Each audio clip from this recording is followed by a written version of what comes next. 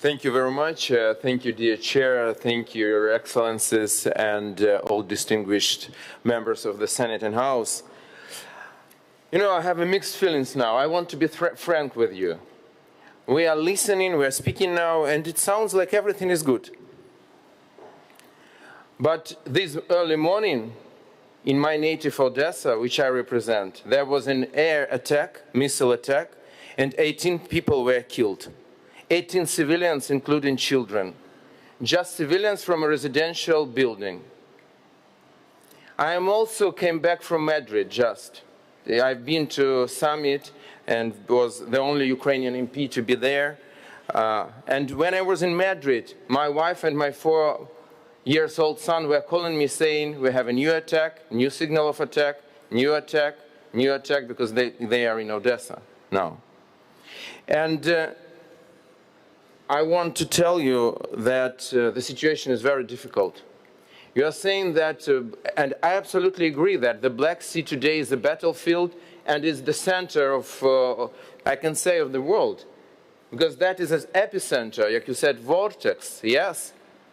But if we are saying this, we should say next thing. Odesa is the biggest city on the Black Sea. So Odesa is the center of everything which is going on. And it's a very pity we can't just meet in Odesa today, it's for sure, for security reasons, but I hope that next year we'll be happy to welcome you in Odesa, so distinguished guests.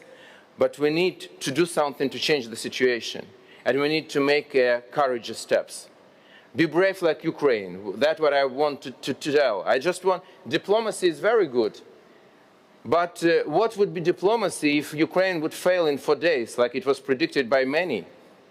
And now Russian forces will be on the border with Romania, with Moldova, with Poland, with other countries, and will go further. And today, Russia, we haven't stopped Russians on the Donbas. Yes, we kicked off them from Kiev, we kicked off them from Kharkiv, we secure Odesa, we took back Serpent Island, which is very important, but still they're advancing in the east of our country. I'm not professional military. I just, for 3 weeks after the invasion, I took weapons in my hands and was in the Territorial Defense Battalion guarding a Ukrainian parliament. It's in Ukraine, you should guard your parliament if you want to vote there, you know. And after Russians were kicked off from Kiev, I came back to my parliamentary duties. But here are people who understand me. Corporal Gallego, Lieutenant Colonel Pfluger, Colonel Wilson, representatives honored. You understand, when Russia 2 days ago shelled 45,000 shells and rockets just in Donbas. Heavy shells and heavy rockets, 45,000. It's absolutely unbelievable number of artillery they concentrated. And the situation is difficult. So what I want to tell, Black Sea today is very important, the most important place in the world, I agree. So we need here strong military presence of NATO and first of all of the United States. And I believe that yes, fighters, carriers and destroyers are making difference. And I want to see American ships in Odesa today. That is something which can make difference. And I want to see, I am absolutely happy with NATO Madrid summit, revitalization of NATO, uniting of free world. That is a uniting of free world. That is not only about Finland and Sweden. For the first time in history, Japan came to the summit. It was South Korea, it was Australia, New Zealand. We see as the whole free world is uniting. And it's right, because if Putin would be successful today, the international security would be over. And we will live in wild jungles with a bear, with a tiger, which are hunting for peaceful nations, and maybe other predators. And that is so awful and that is so dangerous. But I would be even more happy if on Madrid summit there would be a decision about some humanitarian mission in Black Sea to take out Ukrainian grains. We need this, we want to feed people. 400 million people in the world are dependent from calories from Ukrainian crops. 400 million. It's almost the whole population of the European Union. Just imagine. And we can't feed them today. We won't and can't, because Putin took them as a terrorist. He took them as hostages. So I'm sure that we need to show strength. It's very good that finally free world is uniting.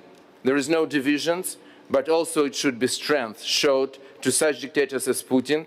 And the first place where it should be done, it is in the Black Sea, absolutely on humanitarian reasons, to save millions of people today. Because thousands are killed in Ukraine, but millions will die from starving. And what will be in Egypt, which is for 80% dependent on wheat from Ukraine and Russia? Just imagine, for a 100 million population state, what will be tomorrow? So we need to make courageous steps today. And I'm finishing. Military steps can be clear. There is Major General, others who can say more about military things. But I believe, again, convoys, strong NATO presence, American fleet in the Black Sea, that's what we are waiting for. But speaking about diplomatic things, again, Black Sea is the vortex. But Russia is continuing to use Black Sea to export their oil. Every day, millions of barrels of Russian oil is crossing Bosphorus. Why shouldn't we say to Russians, either both Ukrainian grain is crossing and your oil, or nothing is crossing? Why are you using Bosphorus, why are you using Black Sea to sell your oil, while you took millions of people as hostages like a food terrorist?